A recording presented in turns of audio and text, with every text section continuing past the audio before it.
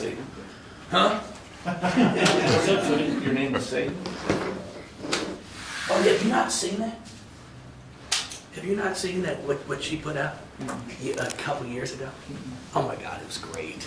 I gotta find it on social media. Now, her mother's like, what'd you say? Your mic stand. Okay, her mom's like, you can't put that on there. And then she sent it to me. I'm like, oh yes, you can, or you kidding me? It's the relationship we have. It's the one thing. People come to games and they see that I yell and I scream at, but they don't have any idea the relationship we have off the court. So this was last year. Game day at Pittsburgh. All right, you see it? Mm-hmm. Now on Instagram, if you tap on things, so tap on my picture. Tag. Oh, what did she do to it? Is it on Sam's page? It's on Sam's page. I saw that. She must have. No, I don't know what happened. Maybe it's too long. It would come up Satan instead of Coach. Hey Sam, it won't work. What? I'm tapping my picture. It's not showing up as Satan anymore. I know because I had. Is it too long? No, because someone changed the username, and it was a really bad name, so I took it off. Oh, so you had to. I got you. Yeah. Oh no. I mean, I would it's have kept it, but it was very inappropriate. Oh, okay, I got you. Thanks. Very inappropriate for Satan. Did it make it No, better? that's the fun part about all this. That's growth. No, she's great. It's been a fun 4 years.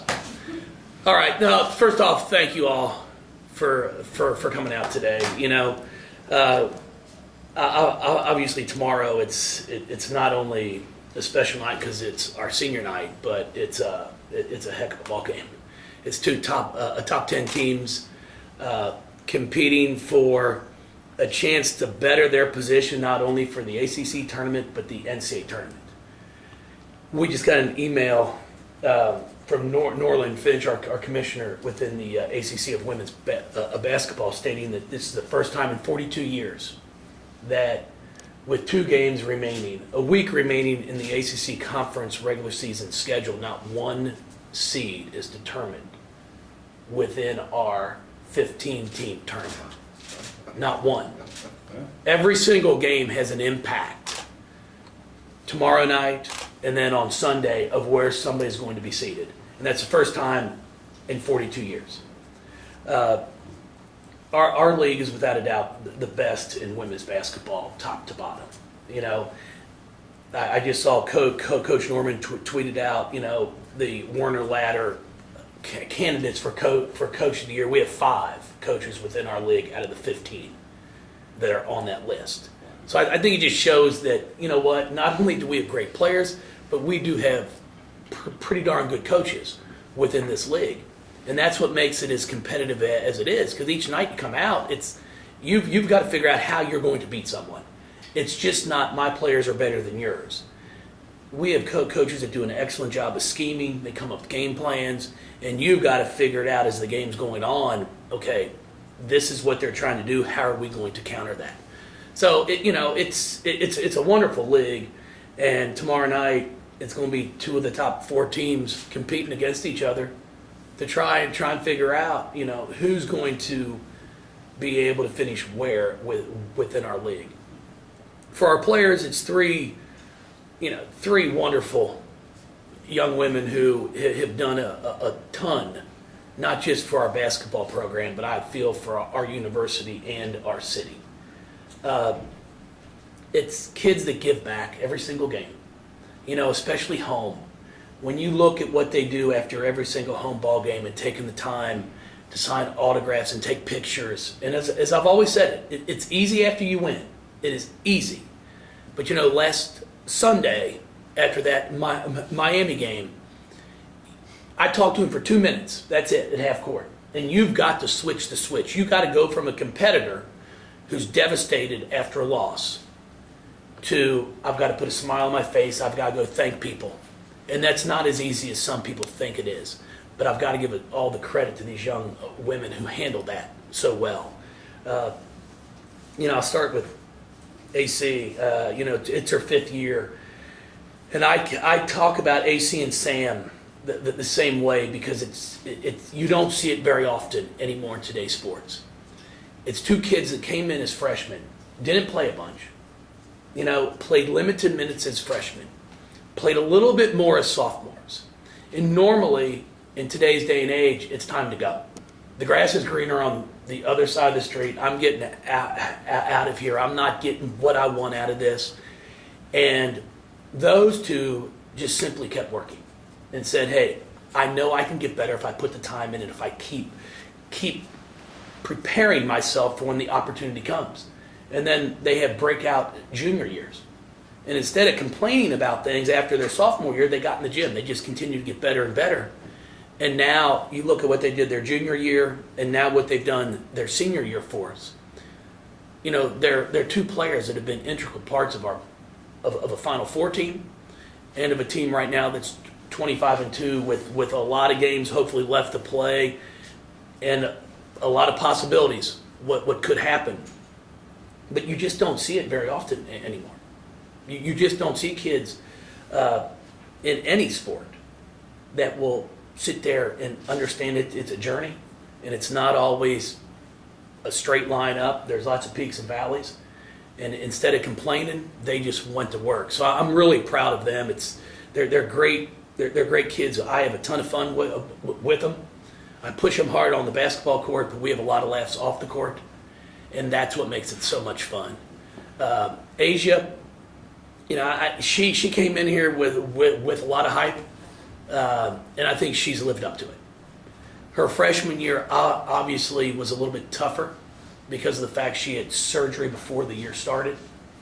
And then instead of just saying, hey, coach, I'm going to redshirt, I'm just going to sit out, I'm clocking it in for right now, we figured out a way to get her through the year. She was cleared medically from our doctors, and it was just a matter of being able to figure out a way to get back into the flow of the game. She'd never been injured before. So I don't believe she started a game her freshman year. It was one where we sat there and said, hey, babe, let's figure out if we can change this 40-minute game to a 30-minute game. And that's what we did with most of it, where we played her. She came off the bench, so she missed the first 5 minutes of the first half and then would miss the first 5 minutes of the second half because I'd bring her in off the bench. So now it went from a 40-minute game to a 30-minute game. And then I think she ended up averaging about 24, 25 minutes her freshman year. And she had a couple ball games. I can remember our Michigan State game at Michigan State, ACC Big Ten Challenge, where I think she had 30-something, or high 20s. And it was kind of like the coming out of like, okay, here's what this kid can do. And then once she got healthy, you've just continued to see the progression of what she has grown into. Our fan base, I know they love coming out and watching her. She does a remarkable job with all the fans. It's neat to watch those three seniors, how they interact. You go from freshmen who are timid at times to when you see those three, they run the table. They're out there in charge of it. They're going up and putting their arm around a little girl or a little boy and getting a picture with them to make them feel comfortable. And I think that's what it's all about. The wins and losses, they've got a chance, if we can win a few more games to be the winningest class in school history, which speaks volumes. I think we're 61-5 in the last 66 games right now. That's not bad. So it's just, the wins are great, but I'm telling you, it's the moments that we've had off the floor that we'll all go back and talk about and laugh about as the years pass. What kind of questions from anybody? Jeff, talking about the instability of seedings for the ACC tournament, how solid do you see your position going into the NCAA tournament at this point, and how much more work do you have to do to secure that #1 seed? Well, that's it's a good question, because I think a lot of it anymore. What's really been amazing about this year, it's not just based on what you're doing, because there have been so many upsets per se. There's so much more parity within our game that normally if we're to lose, and we're on that one line right now, the likelihood of UConn or Notre Dame or Oregon, Mississippi State, whoever might be that other number one team, Baylor to lose was like, it's not going to happen. Well, now it's, two of them might get beaten in 1 week, which has never happened before. So we definitely, all we're focused on is ourselves. We know NC State tomorrow night is going to be a great basketball game. Our last 5 games have come down to the last two minutes of the game in every single one of them. And they're a top 10 team. They're like number 6 or 7 in the last RPI that came out. So if we can win that game, definitely going to help us. But then we've got to go up to Pittsburgh and make sure you don't lay an egg, because they're in a rebuilding process right now. I think they're 1-13 or 1-14 in league play, but had a huge win against North Carolina at home. You can't go up there and not be prepared to play, because if you don't take care of business there, you win tomorrow night, nobody's going to care about Thursday night. So these last 2 games, I think, have a lot of impact on where we're going to end up being, if we can stay on that one line or not. It's hard to compare players on and off the floor, but you've had a lot of kids that came in and maybe had a rough time early on. Has anybody transformed more than Sam, though, during her career? I'm going to put AC and Sam right together. Those 2 are by far, through my 12 years, the 2 kids that have come in here as freshmen and raised the level of their game the highest. It was a rough start for both of them. It's a bigger change than what a lot of people think when you come in here. You come from being an 18-year-old in college, 17, 18-year-old in high school, take that, playing against 16, 15, and 14-year-olds. You get down to some freshmen that play on varsity, they're 14, 15 years old. And now you're going out there as a 17, 18-year-old playing against a 22-year-old woman. And the change that takes place during those 4 or 5 years, it's remarkable to watch. And for some of them, it's just a oh wow moment. And I think that's what hit both of them. But they just put the time in. They just kept grinding and grinding and grinding and put up with me, and I challenged them. I challenged them hard because I knew the potential that they had, or we wouldn't have recruited them. And now you look at what they've done, and it's just been a remarkable transformation from their freshman year to senior year. How did you become senior? Oh, Sam, you know what? Sam and I had a love-hate relationship for about 2.5 years. And I think from my side it was more love, and for her side it was more hate. But no, I just challenged her. I always challenged her. She's as hard-headed as I am. So we could sit out there in the middle of the floor and just beat heads against each other, and it would have been a perfect day of practice for her. I will say she is one of the highest basketball IQ players that we've had here in the 12 years that I've been here. And I think part of that, she could be like, well, I know what I'm doing. And I'd be like, that's great, but this is what we want you to do. So we would just go back and forth. And it's just one of those, as she realized what I was trying to do for her, what our staff was trying to do, then I think she started to realize, okay, yeah, they do care about me, but Sam and I just, it's great. I mean, it really is. I say it with a lot of my players that I'm going to challenge them and push them to be the best they can be on the basketball court. And at times they're not going to like me, but I do. I compare it to parenting. I say it all the time. My kids, my own kids, they love me, but they don't always like me. I've got to take toys away at times. I've got to discipline at times. And that's the same thing we do at this age. So we want them to be the best. And in order to be the best, everything's not easy. And that's the one thing in 12 years that I've never wavered from. And Sam and I just went back and forth. AC the same way. She'll tell you. I'm sure she has. But look at where they are now.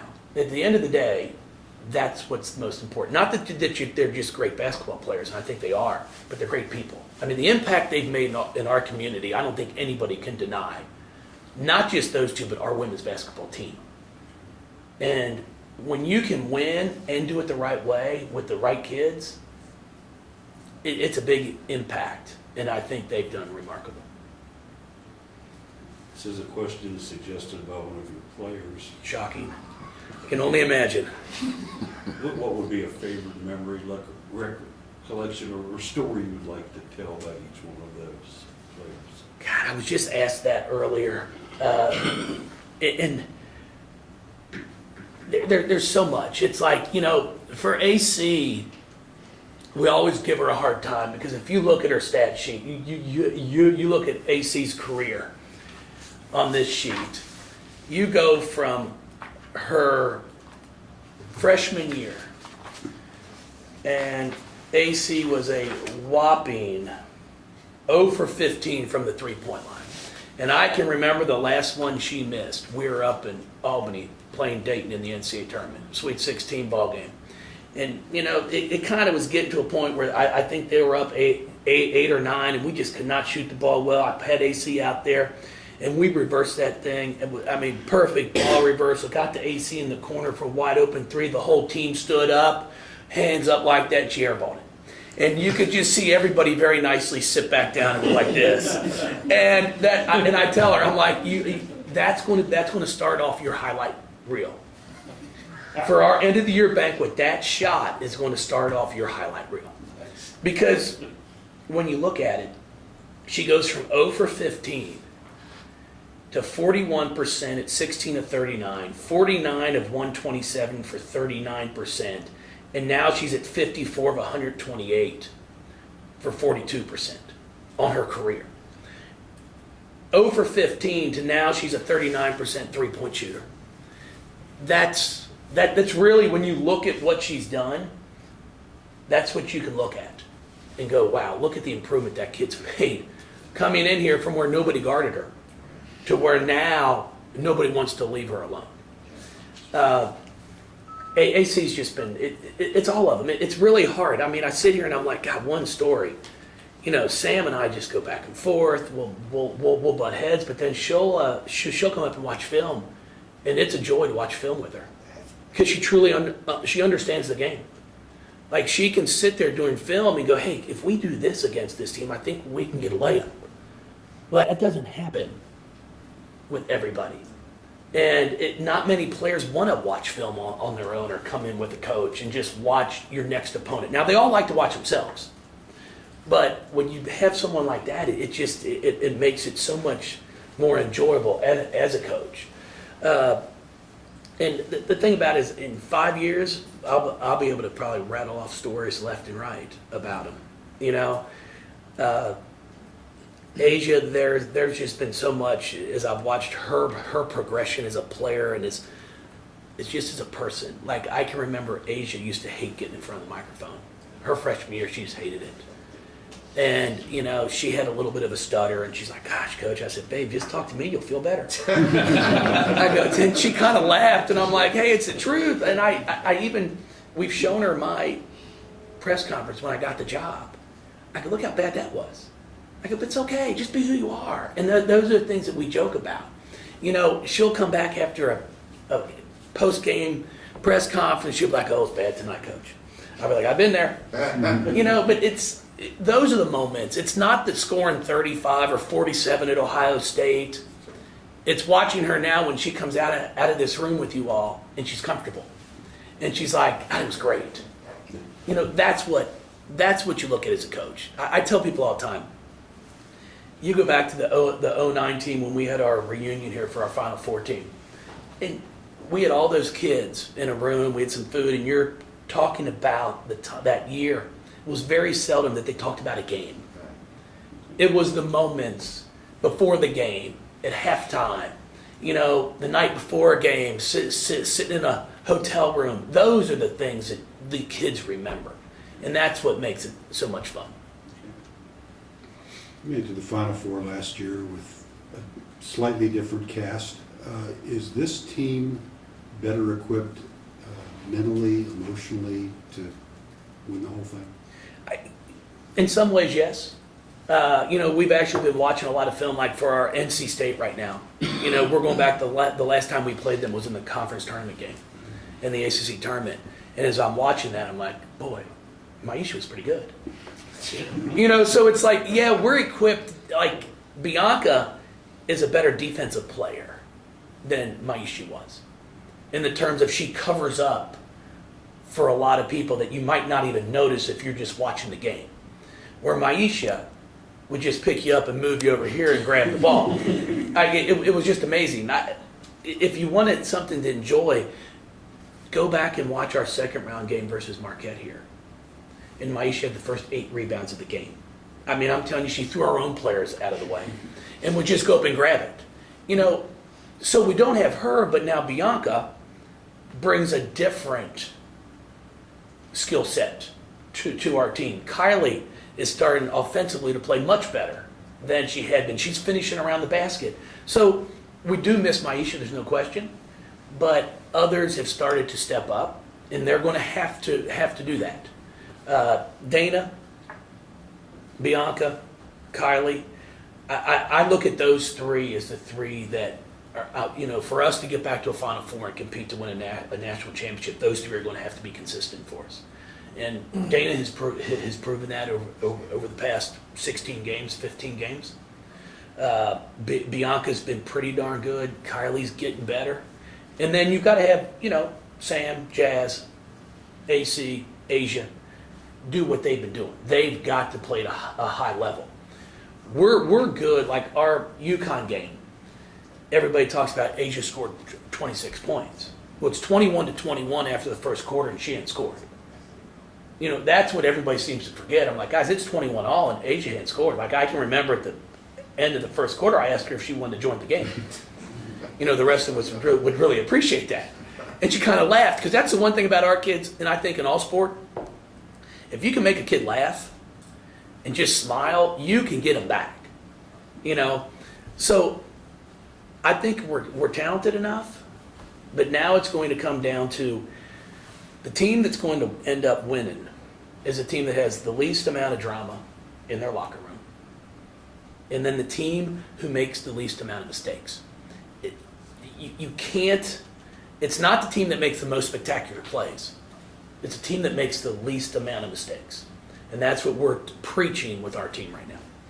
During your career, you've been there for senior day for arguably the 3 best players of this program, and Angel Shoney and Maisha. Now with Asia's tomorrow night, how do you view her? Not to rank her, not to say she's the best, but how do you view her in that list with this program? Well, I mean, it's just what you said. I mean, all 3 of them, 4 of them, have been a part of a team that's gone to a Final Four, which I think if you're going to talk about who are the best players that come through a program, that's something that has to be a criteria if that's been done in the past.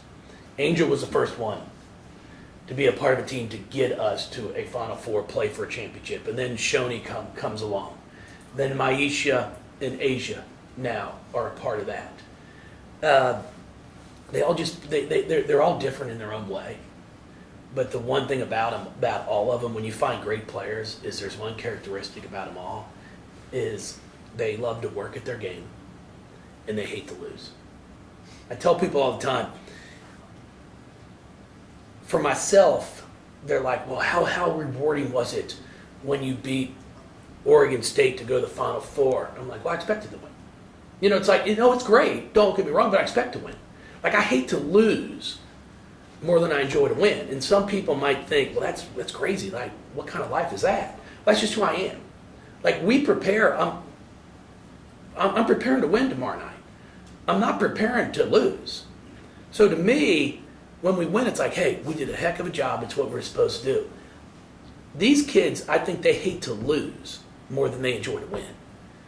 And I think that's what really fuels a lot of top players, is they just hate that feeling after a loss. You made a priority of no drama in the locker room. Has that been an issue in the past year? No, it's just what we've talked about. I mean, it's what we've talked about for the past 10, 12 years. Like, you keep drama to a minimum. And it doesn't matter, men's basketball, women's basketball, football, it doesn't matter. If there's the least amount of drama in the locker room is going to allow you to focus on your task at hand.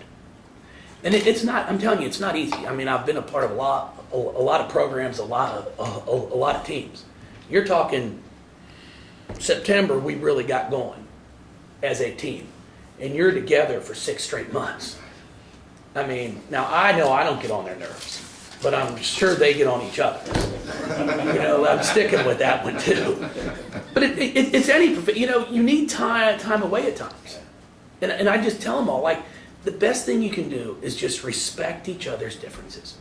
We don't have to agree on everything, but just respect each other's differences. And we've done a pretty good job of that around here. That Thank was you, pretty guys. neat when the alumni came out the other night and they were looking around and some of the looks on their faces, and I think Sarah talked to some of them. That was pretty cool. No, it was great. I say our alumni, and I think we summed it up and hit it on the head after our 09 Final Four, when we took the time to send out a note to all of our alumni and thank them. Because what people forget, and I've said it before, is like somebody hosted Angel McCautry on a visit and convinced her that, hey, this is the place to come. And then whoever hosted Angel, somebody hosted that person. So it's a trickle-down effect. And everybody's had an impact in this. You know, I can remember, you know, I called Tom Collin after that 09 Final Four, like a week or two after the game, and I said, hey, I just want to say thanks. You had as much to do with this as we did. And he was like shocked that I called. But it's the truth. I mean, Tom recruited Angel. Tom got Candace to stay. And what I admire about Tom was he's like, no, I was going to play Candace at the 2-guard spot. You know, I was never going to play Des Bird at the point. So like, but it was great because then we talked about things like that, but he just really appreciated it. And I think that's what's important is you don't forget the past. Embrace it. You know, embrace what's gone on in the past and what coaches and players have done. And I think that's one thing that we've really tried to do here. We tried to get our alumni back involved. You know, because it's neat when you do get emails like after our UConn game and different things, our Final Four runs, like, hey, I tell everybody I played at Louisville. You know, I'm going to work on that. I played there. And I think that's what makes it special. You guys have been fantastic. Thank you. I mean, it's our kids know it too, that this is not the norm. I mean, it's really not. And to be able to, I mean, we're looking at hopefully getting 12-9 for tomorrow night, and if we do that, we'll average 10,000 for the year. And as it's been written by everybody, attendance around the country is going down, and somehow ours is going up. But I think part of it is because of these kids, what they do.